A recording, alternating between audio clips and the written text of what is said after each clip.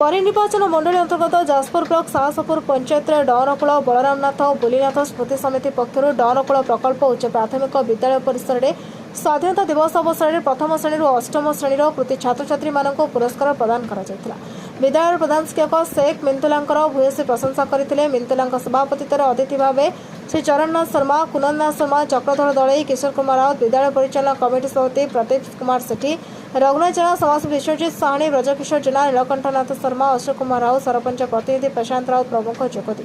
छात्र छात्री मैंने विद्यालय भल पाठ सांग को विभिन्न क्षेत्र में कृतित्व हासिल कले भल मनीष हो समाज टेक रखिपारे बोले अतिथि मैंने छात्र छात्री मानक परामर्श देते। प्रथम अष्टम श्रेणी प्रथम द्वितीय तृतीय श्रेणी विद्यालय अधिक नंबर रखिथिबा छात्र छात्री को अर्थराशि सहित पुरस्कृत करते।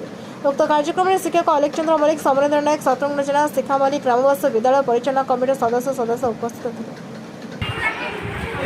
मो ना श्रीचरणनाथ, बलरामनाथंकर मध्यम पुत्र। बापांकर स्मृति रक्षापी ये डौरकूल प्रकल्प उच्च विद्यालय रे जो छात्र छात्री मैंने अध्ययन कर कंपिटिशन बा प्रतियोगिता मनोभाव वृद्धि करने ये कार्यक्रम जो मैंने प्रथम द्वितीय तृतीय स्थान अधिकार कर